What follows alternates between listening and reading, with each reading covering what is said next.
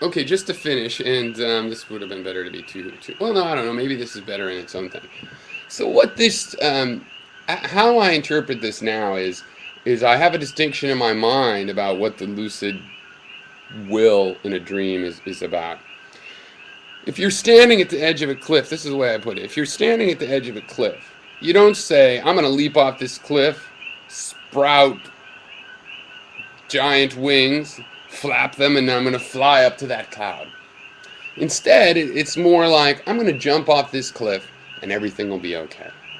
And you don't really know. Maybe you'll spout wings, maybe um, maybe you'll bounce, maybe it'll be soft down there, maybe you'll land like Stephen Colbert, pow, and it won't matter. You you have permission from yourself to try something. You have permission we'd all love to have in life to do whatever you want and make sure it's going to come out okay.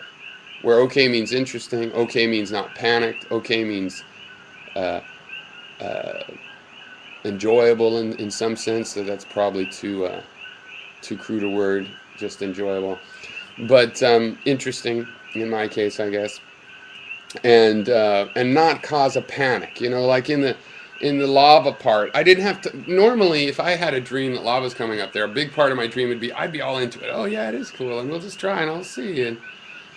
But it's often what will happen, and it's like that wakeful part of your mind that hears noises in the house, and you wake up because there's kids, and you want to see what's going on, and you're the protecting and everything. So in other words, it's not the worry isn't necessarily coming from the dream. It's not a dream about I'm worried the kids are going to get killed by lava. No, it's more like there's lava and it's cool, and that's the dream's trying to say that's great, and then my wakeful open loop still is spinning around and going, but what about the kids? What about the kids? And then you start to worry about that in the dream, and then it's like, oh, diffraction, trying to figure that out. No, when it was in a dream, I had permission just to, okay, I'll experience it. I could keep worrying about it, and we did look at that for a while. And then when I wanted to stop, that was really not a part of it. And I was just talking to different groups, and I walk up to a group that looked tossing on. I'm like, it's gonna be fine now. Let's see.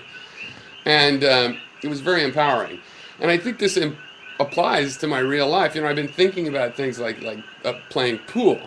I play pool in a league, and what I noticed is that there's handicaps in this league, but people of all different handicap levels. It's based on their consistency. All of them at their peak when they're on, and not just lucky, but when they know that they're aiming right and stuff, could beat the other people. I mean, obviously because of the handicap, three handicap can beat a six handicap person. But I mean, I've seen those people just in regular games beat the three beat the seven as well. So it's possible at your peak. And the thing is, it seems like there's a point where you know what you need to know about the physics. How the balls work, what throw is in English. The straightforward Newtonian and the more subtle, stranger Newtonian physics. You know all this. And what's missing is the ability to tune in. And I think I can apply this idea. I mean, I don't think it's going to make me play at my peak all the time. I think there's natural reasons that doesn't happen, and the fact that the mind is a balancing act. It takes it. You have to get in a right flow that is separate from your emotional mindset, separate from your accepting that things will be okay. And sometimes you do have to push and whatnot. But I think there's a similarity in the fact that scrutiny is great. I love all kinds of inquiry. Made a study of all kinds of inquiry that I could make a study of, and scrutiny is a really important one. And it's important to me. It's important to what I do in my life in a lot of ways.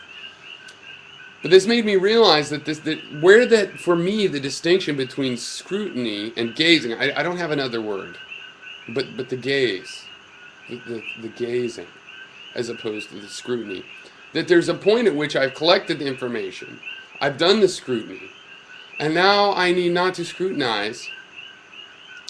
I need to gaze. And this is with pool, because you walk around, you study, you look at the angles, you go, that's difficult, wait, is it touching the rail? You take all this information, and that's fine. But then you have to get down there, and you have to feel the shot. Okay?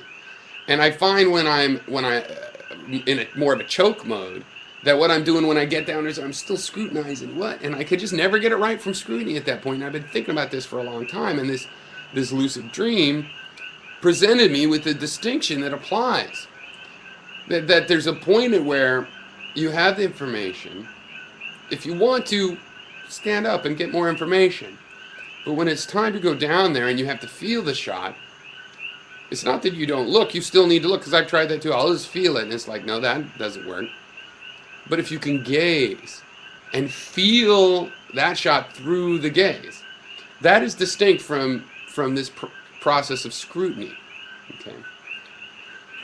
So anyway, it was a really good experience. I mean, this is 30 years of thinking about, and there's been books and stuff I saw published. I'm like, I'm not going to do a self-help type of thing on this. I'd rather just investigate it myself with my own, especially since I have this idea that you might have a dream that isn't lucid, that you think is lucid because you know it's a dream, but that's not enough.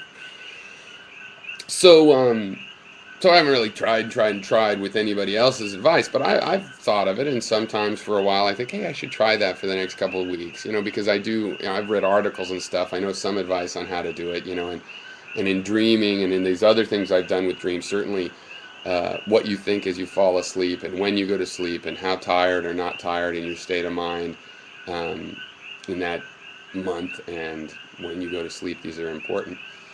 But so just so you understand what I mean when I say I've tried, but it's been a serious thing and a goal to have a more completely lucid dream, not just moments stitched together. Though part of that I achieved a long time ago, how not to disturb my dream, how to let my dream keep happening, and not have this thing where I think too hard about something and it blanks out.